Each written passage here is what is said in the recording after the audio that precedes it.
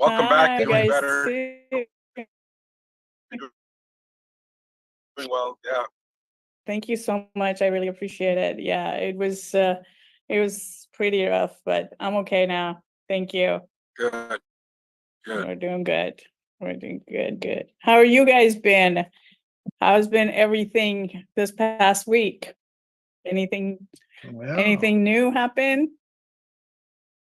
Oh, generating leads. Yeah, and we were going a bit further into it today, actually, Nahid. We were talking about short sales, and where markets are going down, I wonder, do banks generally review the price again after a certain length of period? I guess that varies. Maybe speak a little bit about that tonight, so Sure. what we can expect. I know if a house is upside down, realtors do get fed up with it. It doesn't sell, and it could go on for years. And Yep. Re- Yep. Yep. Um, yeah, for sure. As we talked about before, there's several options when you guys talk to the homeowner, of the option that they have that they can explore, on, you know, how to stop their foreclosure, how to move on with their life. And the first one is them coming and reinstating their loan, and you guys can ask them and find out if they could get money from a 401k, get money from their home, from friends and all that stuff. The most important thing is like on that part, you have to make them to come up to that conclusion that whether it's going to work for them or not. Then the other option, it would be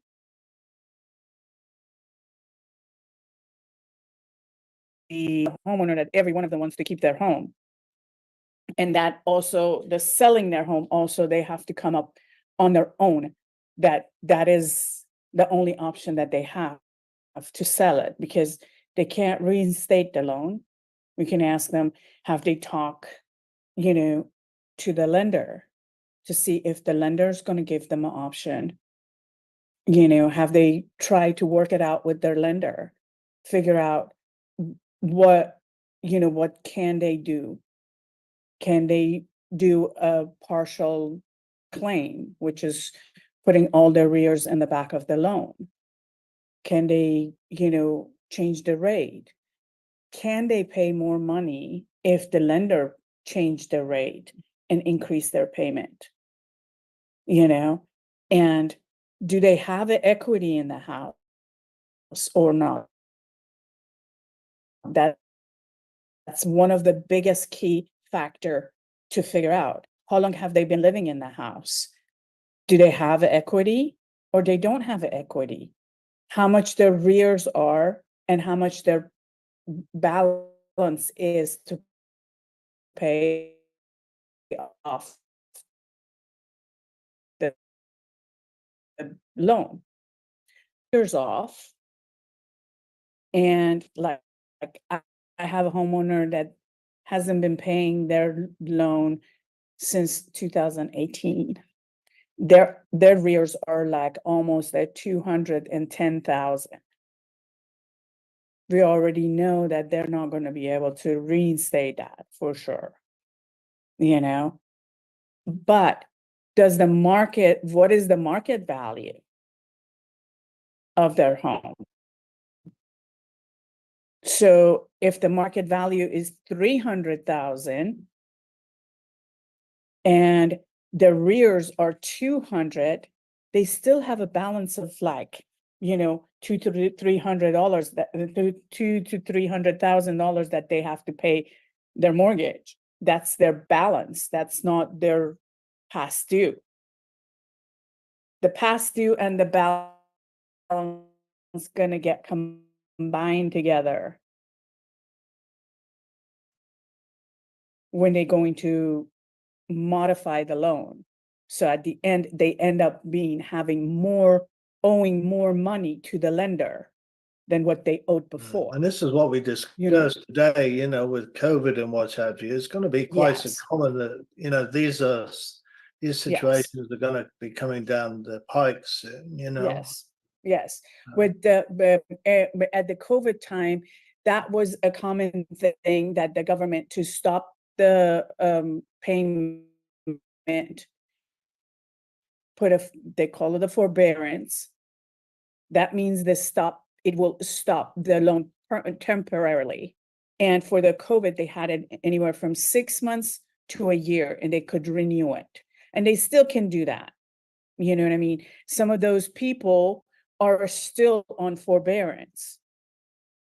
But what forbearance does, it will stop the payment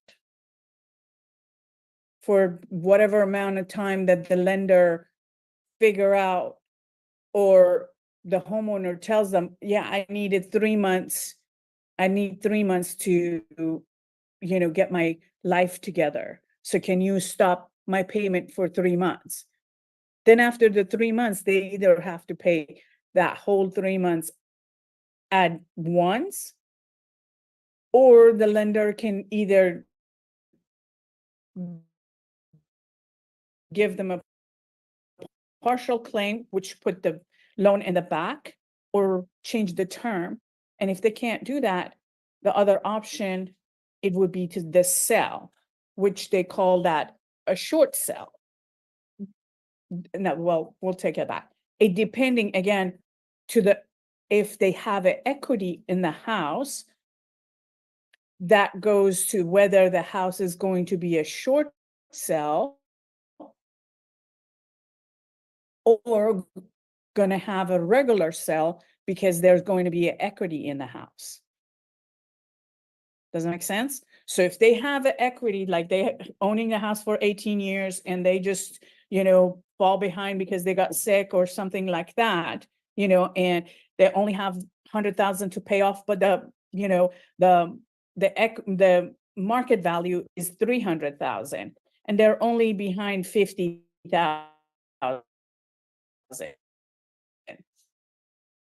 So their whole pay off balance is like 150,000. They have 150,000 of equity on their home. At that point, Let's do a poll now. Hey, could you put a 1 in the chat if you understand what equity is, and 2 if you do not? And let's hear from maybe I'm everybody. just going- So, 1, I maybe want to I'm just going check. too fast. Yeah, 1s and 2s. 1 if you know what equity is. 2 if you do not. And you can, yeah. And you can, you can unmute yourself and ask question. I know sometimes I just go out too fast, and for We need everybody. way more votes. Come on, you can put 1 or a 2 in the chat. Everybody participate. Yeah. All right. It's okay. Okay, good. All right. So for those that they don't know what the equity is, as I said, imagine the house. If they want to sell it, it's worth $300,000 because all of the houses around it, similar to it, is being sold for 300,000. Their balance, what they owe to the lender, to the bank, is only 100,000. And they have been behind for 6 months, and that past due balance is $50,000. So that all what they owe to the bank is $150,000. And so that way they still have $150,000 of equity or value on their home that they can, they can, if sell it, they can, have that money. That's their money. So if they are going through foreclosure in that part, we want to remind them that you don't want to lose your equity on your house. Foreclosed on, first you're going to have a foreclosure on your record. And it's going to take several months before you can get that equity back from, that basically is going to be gone pretty much. Because the lender cannot sell their house in the auction for any more than what the bank owes to them. Does that make sense? If their balance is $150,000, the bank cannot start the auction any more than $150,000. So if the house gets sold in the auction at $150,000, they're going to lose all that $150,000 equity and the house is gone. If it gets sold at $175,000, they can get that $20,000 from the county, because that extra money, it will stay in the county in the name of the homeowner. But they need to know that they be able to go get that. And some of them, they have no clue. They think the house is going to the auction and then that's it, and I am done. And they lose all that equity. So if they have an equity on their house, if their house more than what they owe, we need to remind them, hey, you have $150,000 here. Do you really want to lose it? Especially in this time that you can, do something with it, can do something to your life. So your best option would be selling it. We can recommend a real estate agent, we can buy it, whatever, we can, be your backup option. The other, they're going to come out and say, my house doesn't have any equity. I know the house down this street was sold for $90,000. And I know my bank, my past due is $50,000 and I still owe $100,000.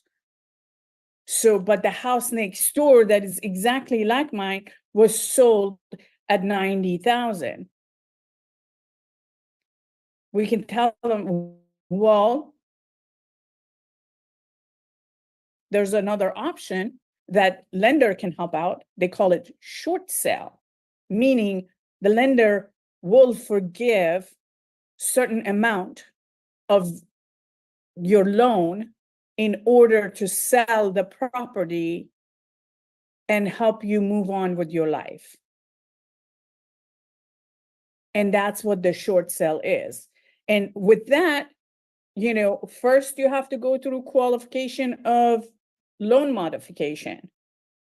By law, they have to figure out if you are, qualified for a loan modification. So if in the past they didn't approve you, or you went through loan modification and, they didn't qualify for a certain reason, this would be another chance for you. If your situation has changed, or if something, you have a better job or something, then you can go through that process and see if you can qualify. If you don't qualify, then they're going to look at the offer. They're not going to look at the offer on the house unless you go through that program first. So when they completely disqualify you, that you won't be able to get any kind of loan modification, then they're gonna look at the offer to see how much do you owe, what are the balance, what is the offers like, what are the comparison around the area is being sold at, and they're going to come up with a certain number. And depending on what their loan is backed by, if it's a government backed loan, like if it's owned by Fannie Mae, if it's owned by HUD, if it owns by FHA, which these are government entities, the Freddie Mac, Fannie Mae, HUD, I just forget about the other one. Anyway, FHA, HUD, Freddie Mac, and Fannie Mae.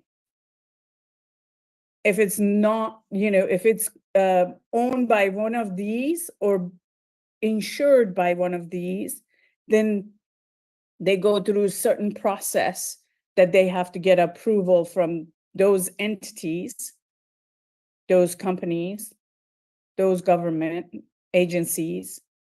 And then they're going to say, okay, we want this much. And that's, this is the price that we can go as low as this, which is a certain percentage. And when they get that, that's it. They be able to sell, and they can get moving expenses for the homeowner. So in that sense, you can let them know that, we can get you a moving expenses up to $10,000.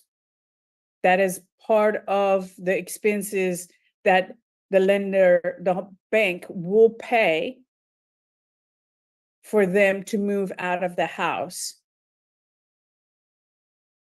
But the condition is they have to be living in the property.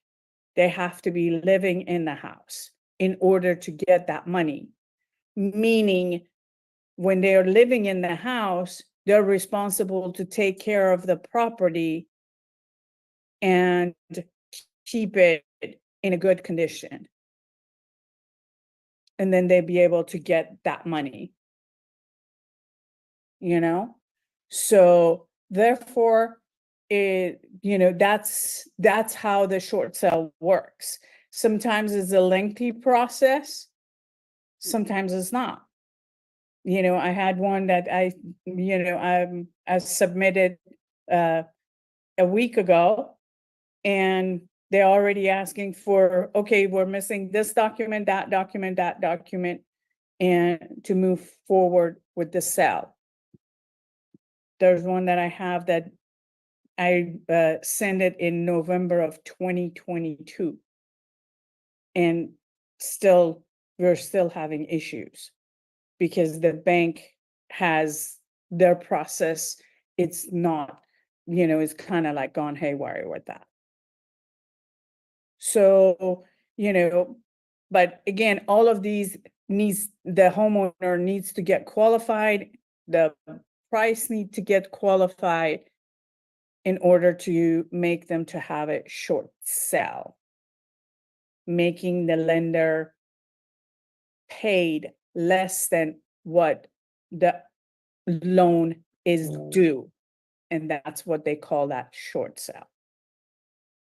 So how long do they, so let's say it doesn't sell for a particular length of time. Typically, how long will banks take to review the price that it's being listed at? Will they review that and say you can advertise it for lower? So you're not getting any interest at all after 6 months, It's not the length of time, is the price that it's going to qualify it. And one thing that is, as long as there is an active workout on a file, on a home, they cannot foreclose. They cannot put an auction on the house and foreclose on the house. And short sale is an active workout. We're trying to sell it, but we don't have a buyer. I wasn't thinking about foreclosure. I was thinking, how long will they wait before they think, oh, we're going to have to advertise this lower to get a sale?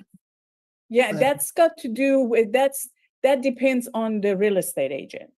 The real estate agent at that time, when you go through the short sale, you have to have a listing agent and you have to have a buyer agent. That's one of the thing, because they pay for the real estate agent.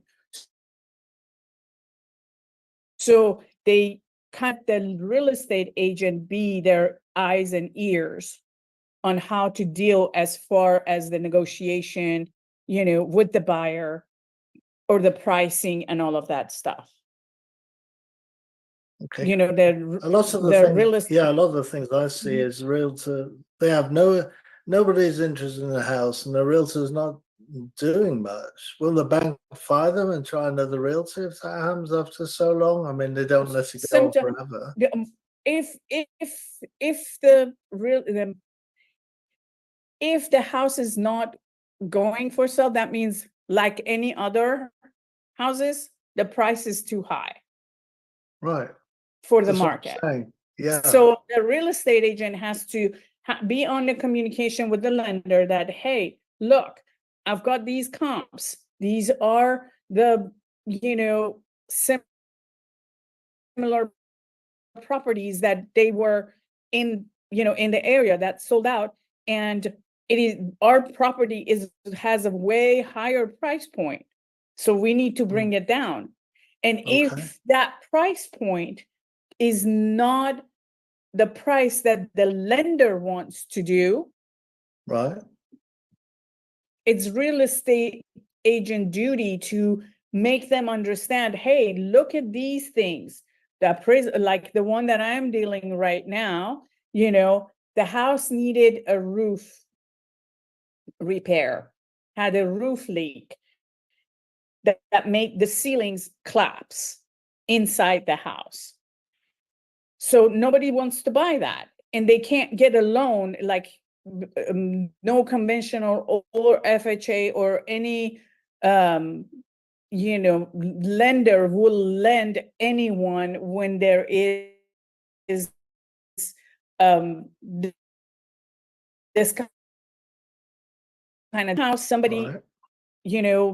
made a claim, insurance claim from the lender for the house, for the roof to get fixed, that's also something odd that they usually don't, because the insurance is not for the house, for the homeowner doesn't live there, hasn't been living there since 2018.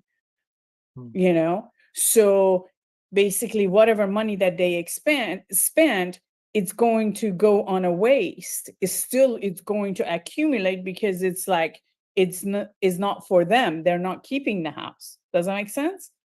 You know what I mean? It's bringing out where the point of failure is. A lot of realtors, I don't think, understand how to talk to lenders. No, they don't. So this is where we can advise the sellers. It's very important who you choose. Exactly. They need to deal with someone, an agent that works short sale, because short sale is not for the faint of heart. As I said, I have like top 5% real estate agent in the country that they have no clue how to deal with the short sale. Right. They don't know how to do the workout, how to negotiate with the bank, or don't have the time to go through it all. Because like right now, I have to negotiate with HUD to bring down the value of the property. The repairs that they have done, it is not correct. They had an appraisal, which is, like any other, like they do an appraisal to figure out what the value is. They had an appraisal in February, in beginning of February, for $450,000. And then they supposedly fixed the roof and kind of patch up the drywalls. And they sent back the appraisal to have a different, to see what now is going to be, since they have it fixed. And this stupid appraisal valued it at $100,000 more. Yeah, I saw that. I know exactly the one you're talking about. And Sheldon has been over to see it. Yes. And they've done a rotten job. They've done a Yes. really bad job. Say, oh, that's to be Yep. done again. Yes. So, I mean, how Yep. can an appraisal go up 100? It was 110. And that Yes.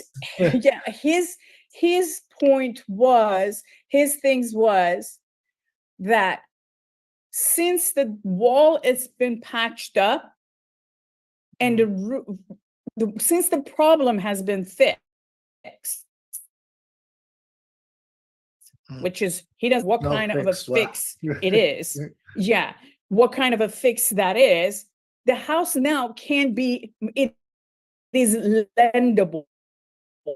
So meaning me, Right. you, whoever can go and apply for a loan and be able to get a loan, versus 3 months ago, that was a big hole on the ceiling and, Yeah. everything was on the I saw the floor. pictures. Yeah. No one, That's no criminal, one isn't would it? have They've done just that. forced it through It the is. system, and then Yeah. where did they get that appraisal? Guys, it's very important The that you guy- get a third party appraisal, because there's criminals. It I mean, is. it did go up by 110,000. That's absolute crap.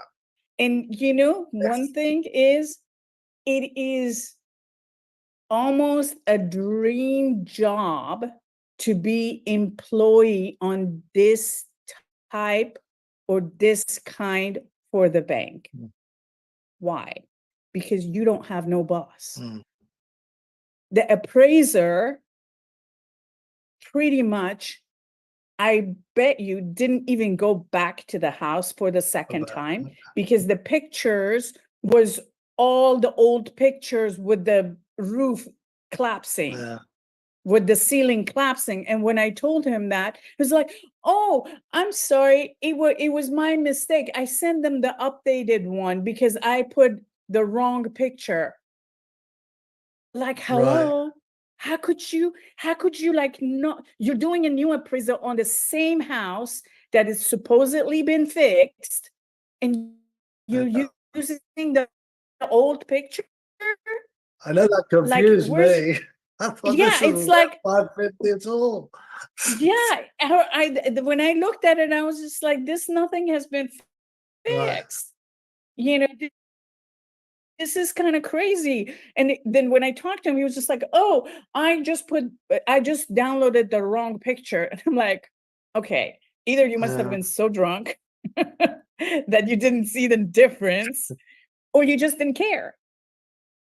And then Right. Sloppy work. Yeah. and then As you say, he didn't go, did he? He didn't go back there. No, And he I just don't think slapped he on did. 110.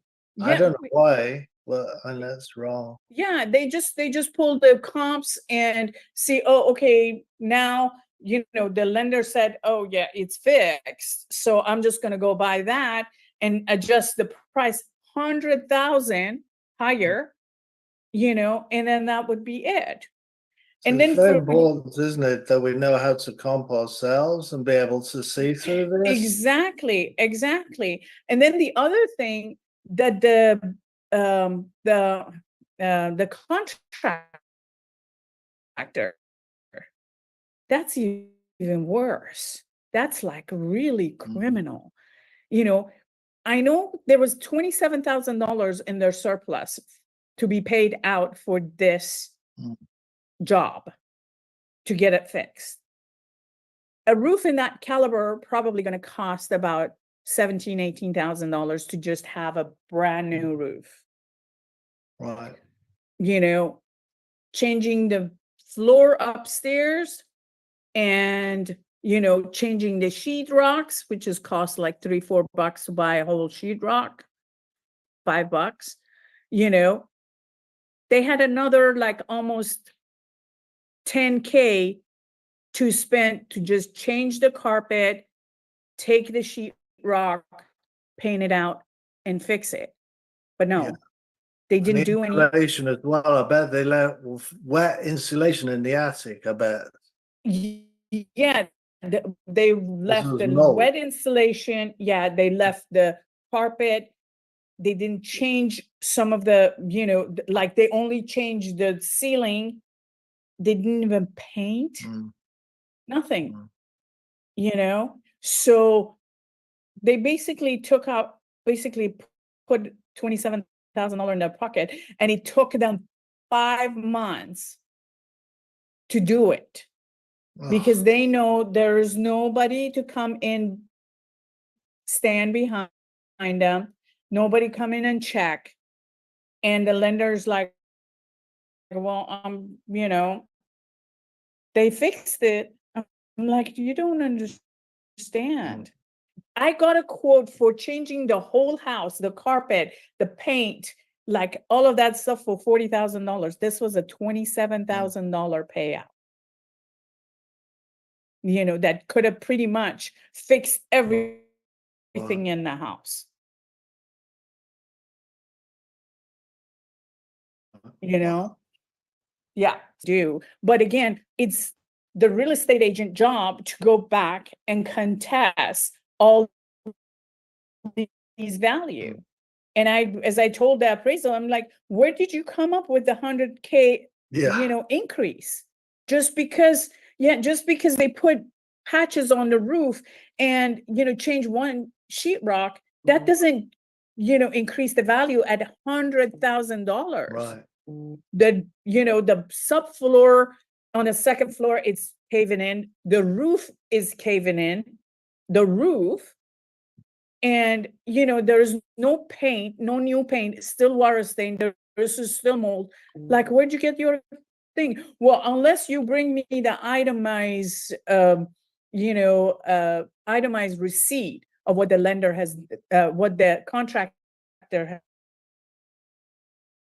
has done, and show that the mold has not been remedied, I cannot change the value.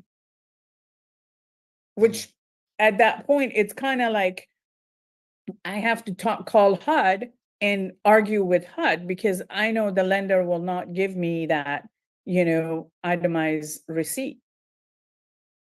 They're just like, the departments just don't talk to each other. They just don't, and they don't know who's who and what's what. So that's where you sometimes with short sale, you go down so deep in a rabbit hole that it's going to take you forever. And most agents are like, oh, if I'm not getting paid, I don't care about anybody else. Yep. Like everybody's out there to do their own, to work on their own benefit. Yeah.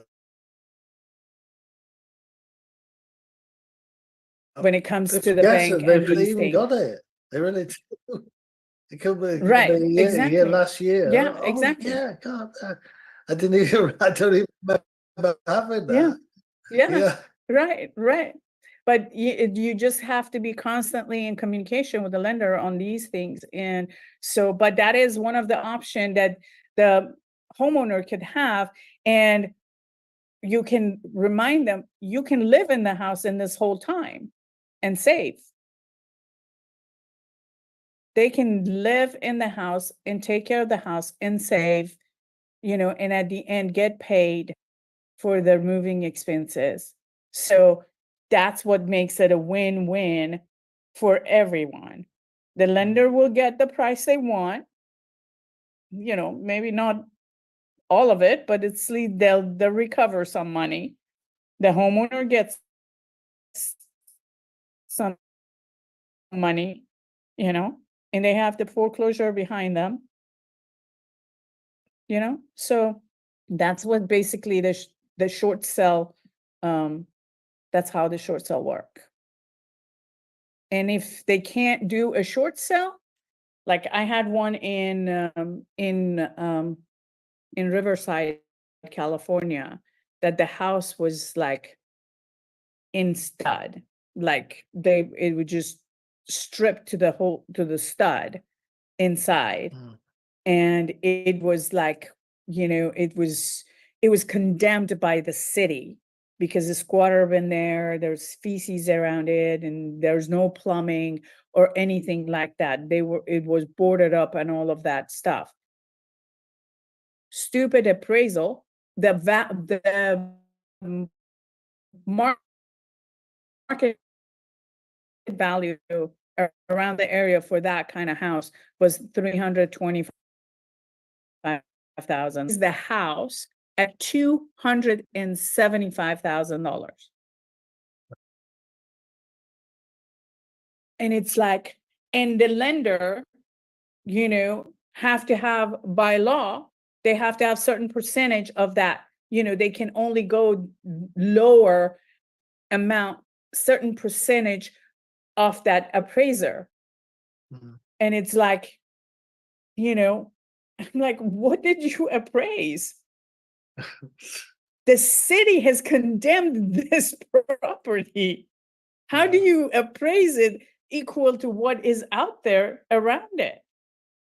Well, why do banks not get more than one appraisal done, by the way? I mean, Because by law, each appraisal that they do is good for, and depending on which bank it is, anywhere from 3 months to 6 months.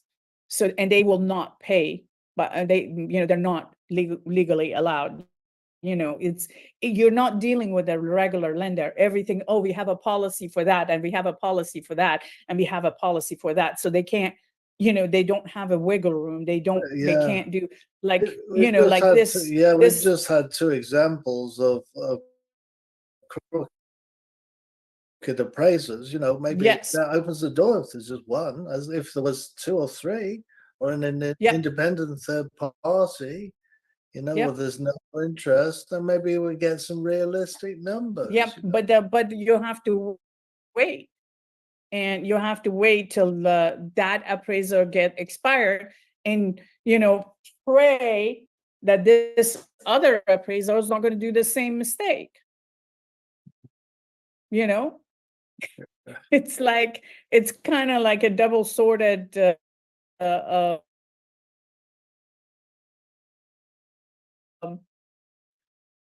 that you keep waiting, and then you just don't know what to do to make them understand.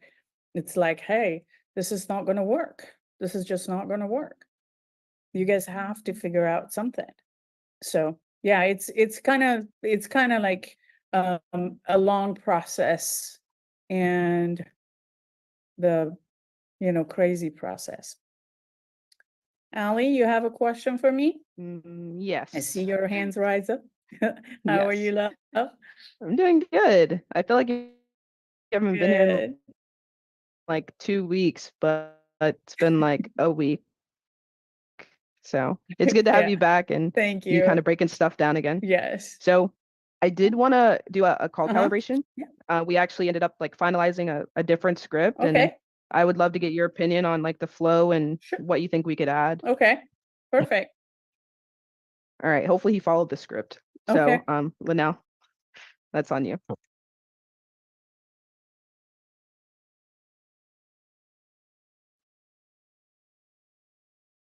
Is it from Ashley? Yes, let's do that Okay. one. And you can pause Okay. it whenever you'd like, Nahid.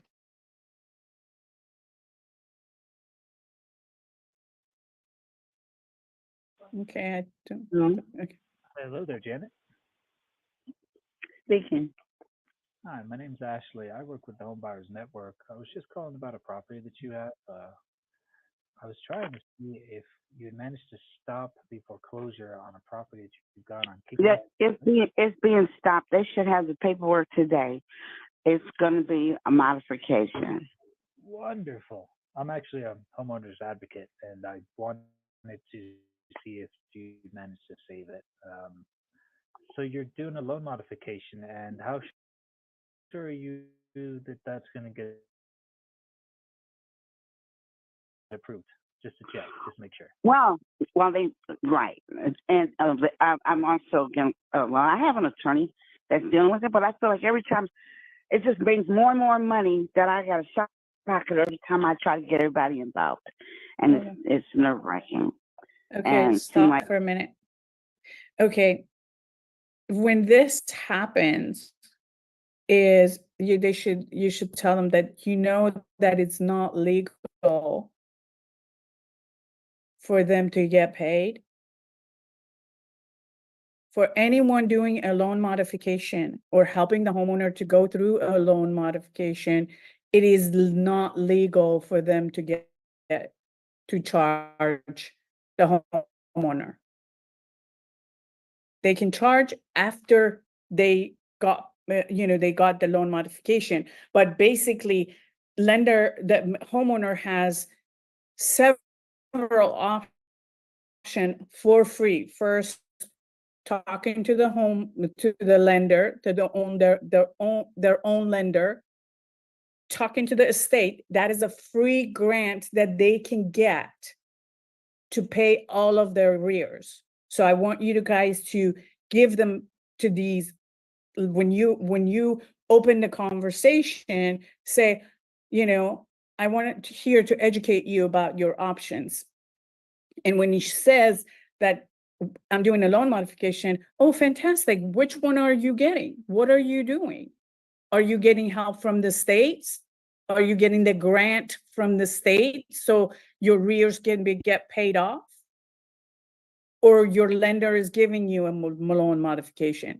I understand in judicial states, they need to have a lawyer to help them out, but they should not pay for it. That is not legal. All right, let's continue. Every time I get sick, I get messed up. I get, behind. So, there's really no guarantee. Even when I go through the lawyers, Because it has to be qualified by a lender. Yeah. Okay. They said once I did the paperwork and everything, it should be okay. All right. If your lawyer is confident in it, then you should be okay. There are other options available to you. Has your lawyer talked to you about the other ones? What's the other ones?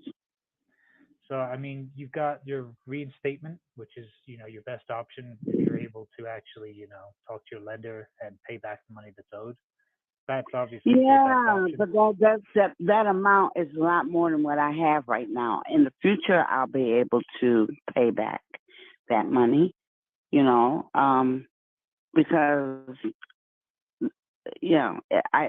I've been through that. I know about that option. Okay. Your other one obviously is loan modification. You're doing that, so you obviously know what that is. And then, I mean, the least and worst one is, of course, bankruptcy, which is just like putting a Band-Aid on an infected wound. It's one of Well, that's what happened before. The bankruptcy just put a Band-Aid on it. Yeah. And the minute one little thing goes, one little hiccup is like, Yeah. So let me explain the bankruptcy part. So let me explain the bankruptcy part. The bankruptcy, it's only going to buy them time to figure out what they want to do. Unless they go to the restructure of the payment, the bankruptcy is not a solution.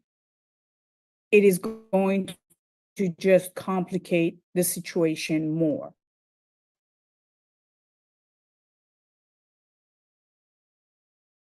And they pay for that litigation and all that stuff.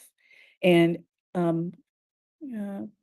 anyway, yeah, it's Allison. Yeah, you can file a CFPB complaint against those that they're charging for loan modification, and they take care of it right away. But anyway, bankruptcy is just a Band-Aid. It's not going to help. It's not going to solve them any issue.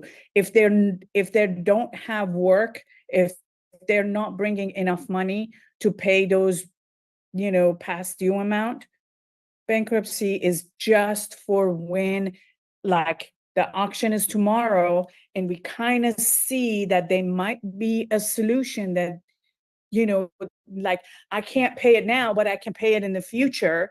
I'm waiting for my inheritance or something that it's going to come to me in about a month or 2 months. Then that bankruptcy is the best option. Other than that, it's not going to help them to do anything. Okay, so let's continue. Really didn't want to do the bankruptcy thing again, so I talked to the lender, and they said that the modification, so they sent me the paperwork, and I sent it back in. I could have sent it a little sooner, but I ended up getting sick, and I had to have a procedure done on my back spine, the lower part of my spine. And it took a few days to recuperate from that. I'm still kind of recuperating from it. But because steroids, when you get a lot of it injected in you, it kind of makes you loopy, messed up, where you can't really function properly as far as thinking. You probably never had that experience before, but it's almost like you have a UTI, that's a infection that's in your bloodstream, and you really can't think straight. It's just like I find myself falling asleep and not really being asleep. I can hear myself snore, and I can hear a conversation, and I can come right back into that conversation, but I'm snoring. I never did that before, but it was from all that medicine I know they injected in me, and it had to be done because I could barely walk. I'm really And sorry to so, hear that. yeah. Well, I got osteoarthritis, rheumatoid arthritis, I have Paget's disease, I got osteonecrosis where half the tissue around the socket is dead, and it causes to have severe spasms and hard to walk, you know, and I've been doing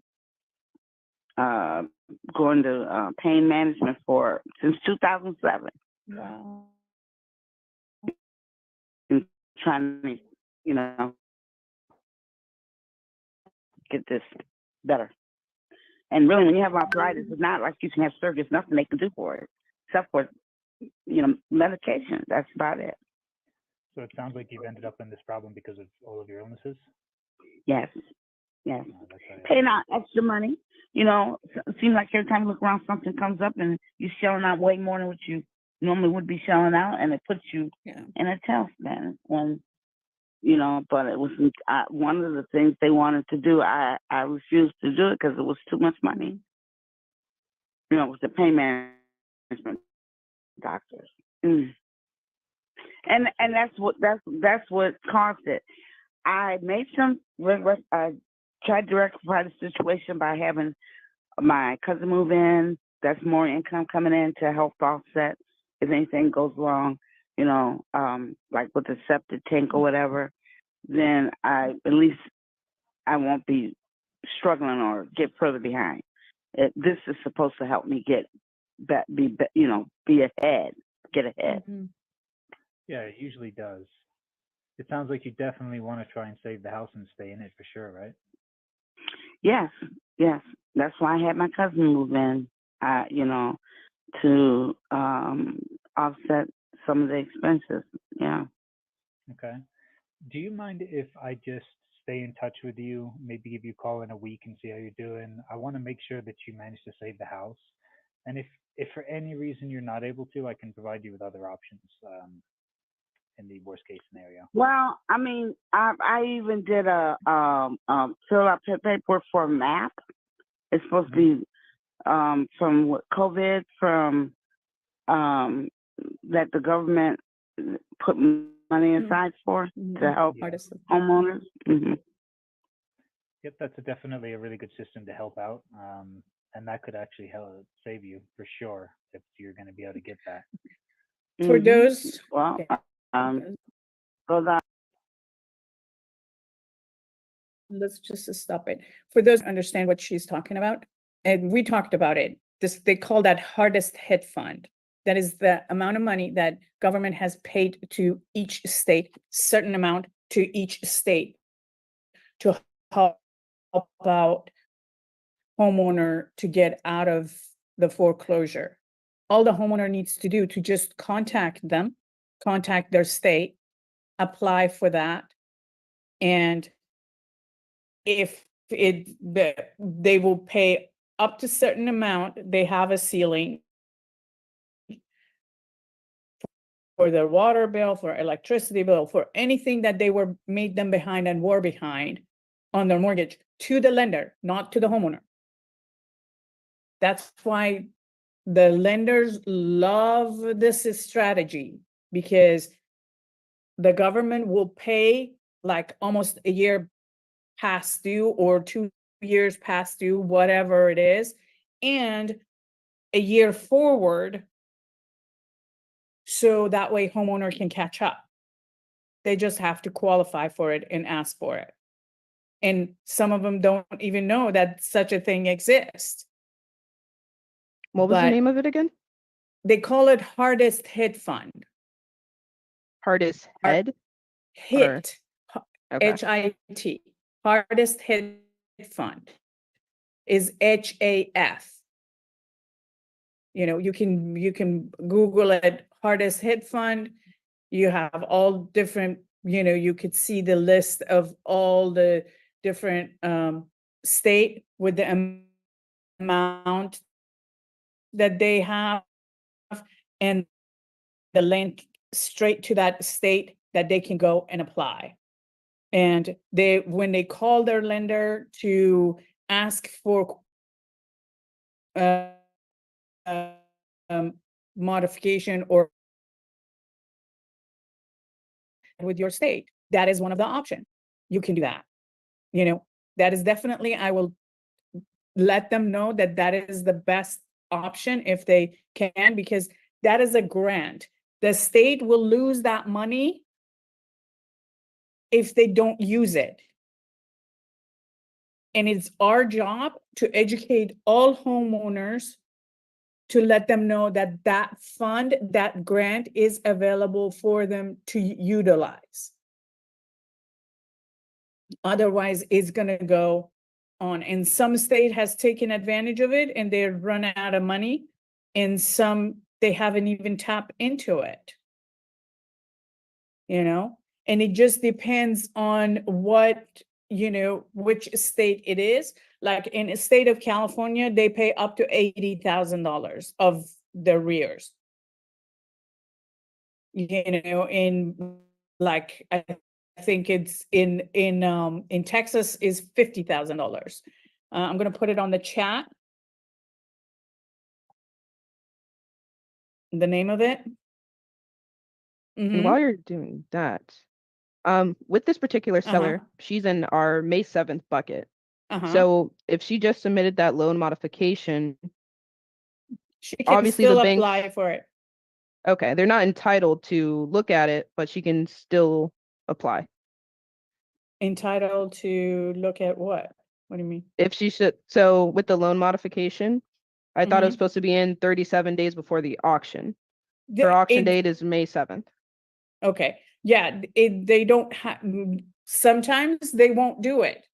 Sometimes they will. You just never know. You know, Okay. it is, again, it is all depends on the lender. It all depends on the lender. Some say, because it's not a must, it's just the requirement. It's just the option. Okay. CFPB has told them, you're not obligated to look at on any kind of workout 37 days prior to the auction. However, I have a stopped auction right on the auction time, you know, and work out reinstatement amount. Right now, I have one that it's in May 1st and send an offer and waiting to figure out, you know, they're going to look at it and let me know what their decision is going to be. You know, they say they're not required, but, you know, it just depends on the lender. And I just put the link for the link for the hardest hit funds. That it's from the HUD, you know, and then they do have, let me see if I can find you guys the list of the states. It goes through the documents and the fact sheet and, you know, kind of like it gives you, if you go through the current program document, you're gonna see every state with their link and what they, you know, what their requirement are. And it takes you right to that state. So you can use this as your cheat sheet, you know? So.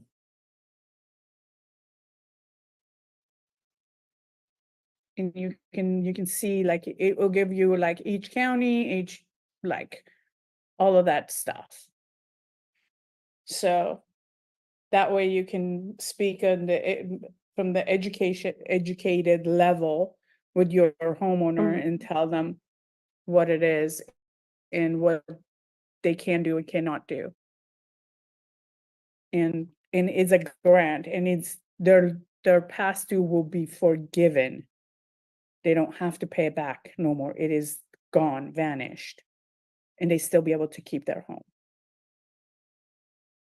Jay, I think you had a question. You put it in the chat. Could you explain that a little bit? Let me see which. It's a very big, long. So in situation that the lender is not being cooperative and even charging the owner from something this is not legal, the owner can file a complaint, right? Okay, this part, I think you misunderstood this part, Allison. The part that I was saying that it's illegal. The lawyer is charging her for helping her to do loan modification. That is not legal. Since 2008, no one can ask for a fee to help homeowner to do loan modification. That's how they get in trouble. I see. Sorry, So- it has to be a different situation. Like Hey, Allison, mute yourself. No, I think it's Allison that it's so Yeah. tell me your question, Allison. yeah. So it's actually a different situation. Like, Uh-huh. so what if in an event that a lender is not being cooperative, so and it happens that the property is already under contract and is about to be sold to a buyer. Uh-huh. So the lender is just charged the owner this like an additional fee of cleaning up the house or the property for something like $23,000, and without informing the owner, and it is prior before the auction day. Mhm. So that's not legal, right? Well, I have never seen that because if, I mean, I've seen so many different houses and conditions that it's out there, and I've never seen that charge. And it should have been on their HUD-1 Mhm. at the closing time, and they, their title company should have explained it to them, and they should have just kind of like asked what it is and all that stuff. And but there, for the clean out, there's usually is the lender that is going to pay them to keep the house clean. But I don't know, I've never even seen anything like that. They can complain to CFPB, yes, but I don't know that it's gonna, what is like, how is that gonna help them or anything? Oh, I see. Well, my question really is there a way that the investor can still get the full amount, or not pay that charge? Because the pay will actually be collected from their assignment fee. Yeah, all of those should have happened before signing the documents. All of those charges should have been contested before closing. I see. And they could, they could go back to the lender and say, hey, even if they're like on a short sale situation, you have approval up to a certain amount of time. Like, for example, they say, okay, you have to close by May 1st. Well, we come May 1st to closing and you see all those charges in your, in the settlement statement. It's like, no, I don't agree with any of that. And on top of that, the title company is supposed to send the homeowner the settlement statement 3 days before. So the homeowner, before the closing, so the investor, homeowner, whoever can take a look at all of those and see if there's any discrepancy. So what happened if there was a first settlement, but it happened that it has been moved. I mean, the closing has been moved for almost a month, and they had to get a new settlement. And now when they get the new settlement, there was an additional charge. That's when they actually see that there's an additional charge, but they were scheduled to close it on that day.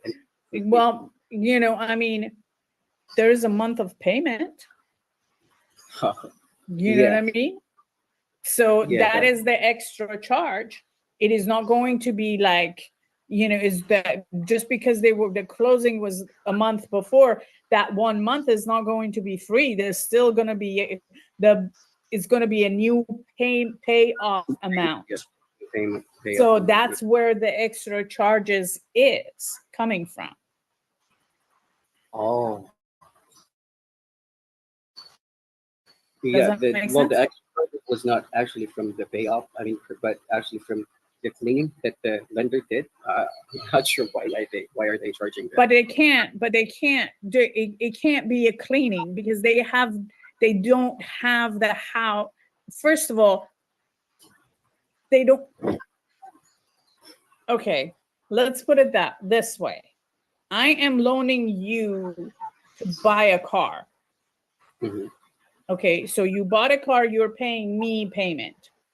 Now you're going to sell your car to somebody else. I'm still a paid, lender here. Okay? You're going to sell your car to, to Ali.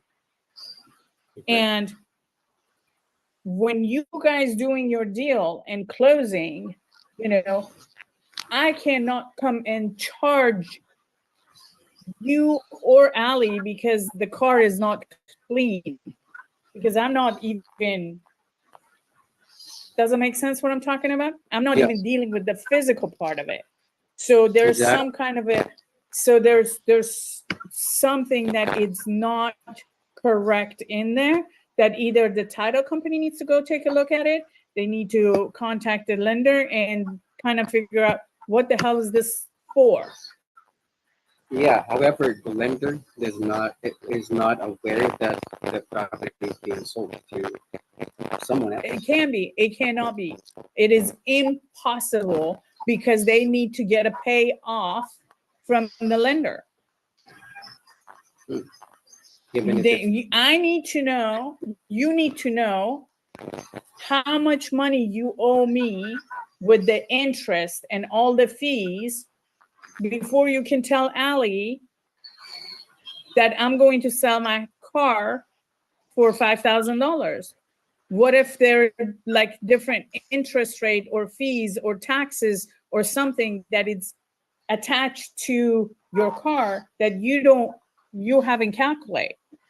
And if you don't pay that, your account is not paid off, you still owe me money. I see. Okay, I understand. I'm gonna let them contact you. So what? I'm gonna let them contact you so they can. Yeah, because there's some discrepancies there. Yeah. Appreciate it. Okay. Appreciate it. No problem. Okay, so Manuel asks, is this money have to be paid at any time? What do you mean? The hardest hit fund, you mean? Manuel? If you want to unmute yourself. Yes, that's what I mean. Okay. If they're going to pay. Yep. Oh, that's great. although they Yes, they have have to qualify for it. But their qualification is not like, they need to have a hardship that, it can't be just like, oh, I got lazy and I didn't want to pay. They have to have some kind of a hardship or something. And then when they get approved, then that is a grant. And then I hear That it's and then I hear that it is illegal to represent the homeowner on the like a loan modification. modification. Yes, we cannot do it. We can tell them that they can go to hardest hit fund to get help for their loan. We can tell them to go to NACA. I'll put that in there.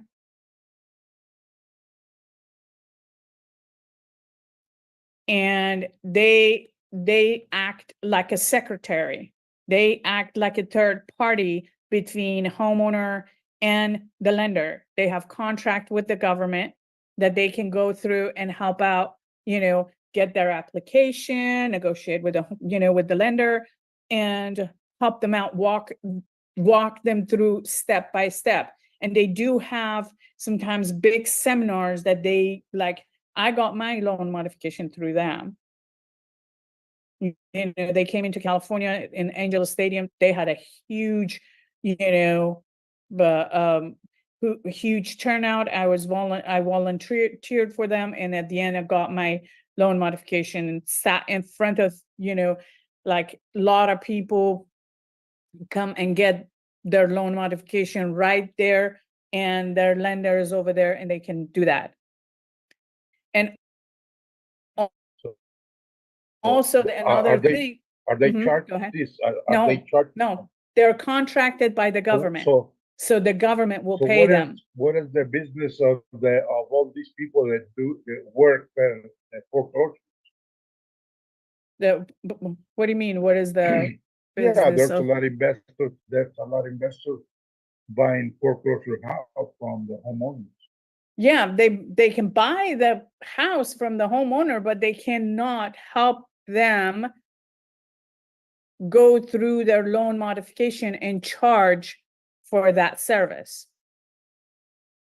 They cannot charge. I'm very interested. Huh? It is very interesting. Yeah, they cannot charge. Nobody can charge for helping the homeowner to get a loan modification. That's illegal.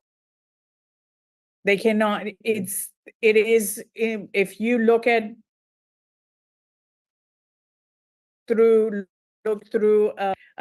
modification, the homeowner workout sheet that each lender will send, that is one of their things.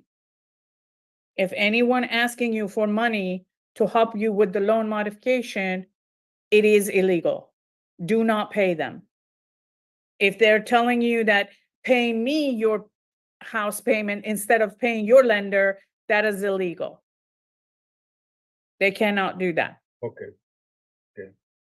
Okay. That's why if they just call the lender will help them out for free. Why would they do that? If they call HUD, that's another option that they can.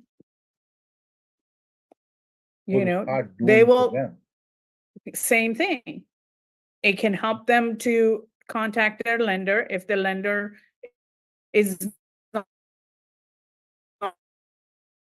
responding, to help them to get a loan modification. Does that make sense? Yeah, there are options for them, if they just go seek out for it. I would tell them to first start with their state,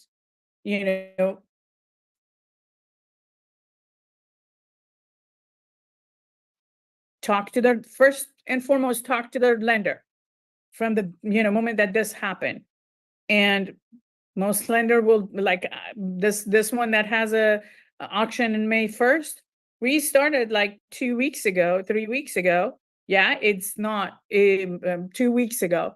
It's past the 37 days. We are definitely in the middle of the 37 days, but we'll be able to apply for loan modification They didn't qualify for it, but the lender looked at it, and they can go to their portal, to their mortgage portal, and there is a part that is says, you know, assistant, home assistant. They can go there, they can either fill up the application there, or, you know, there's a phone number that they can call there and talk to the lender about it. And then even there, they're going to let them know that you can go to apply for a hardest hit fund. Okay. So, yeah, Thank you. Thank you. help is that he's there. You're welcome. No problem. No problem. So, okay, if you are looking for the state and the counties, you go to that link that I sent you, the hardest hit fund. If you go to that, open that one, and on the resources tab, you're going to see the current program document. That will give you the fact sheet of each state. Okay? Those that they're available. And you'll be able to see. And you can also just go straight to the state. You know, like, you know, New York hardest hit fund. And Google that, and it will bring out that state.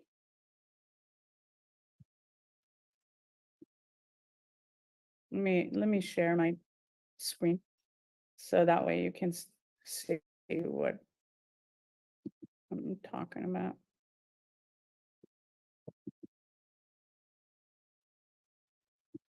Come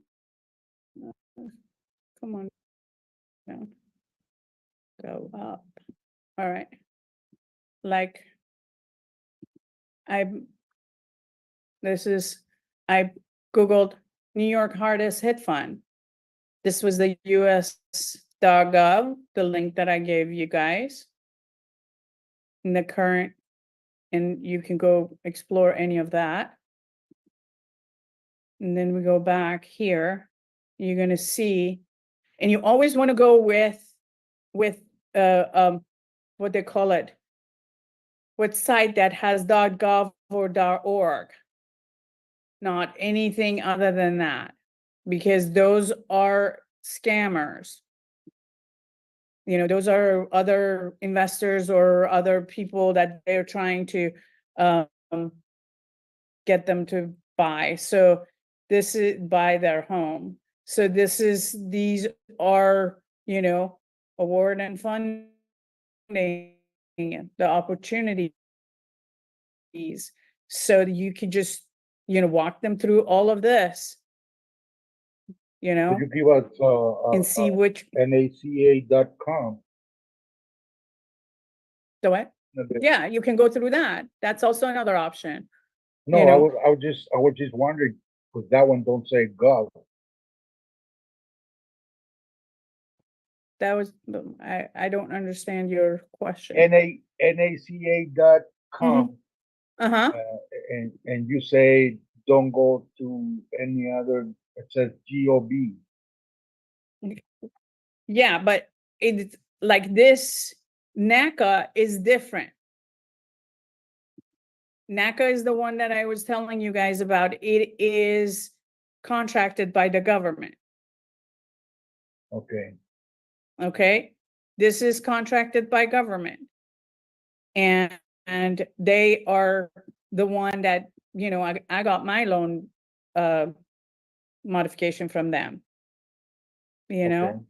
and also they don't only help the homeowner, they're not only the advocate, they also do loan, you know, like this is their home, you know, loan modification. They can help, you know, with the loan modification and all of that stuff. Also, for those that they are low income, they can get a loan here. Like this is very low for what's the rate is right now. And the other thing is that they have no down payment, no closing costs, no hidden fee, no mortgage insurance. And they only have to qualify. What their qualification is their repayment plan. So as long as they have a loan that they have paid for like a year, like if you have a car loan that you've been paying for a year, it's going to make you qualify to be getting these kind of loans for them to buy a house. That's great. Yeah. It's very, very good. You have to go through their training, some classes. It's not just like a regular, loan thing, but yeah, you can totally do that and get that. That's really a good option for those that they can buy a home. You can even buy a multifamily with that. Yep, that's how they do it. So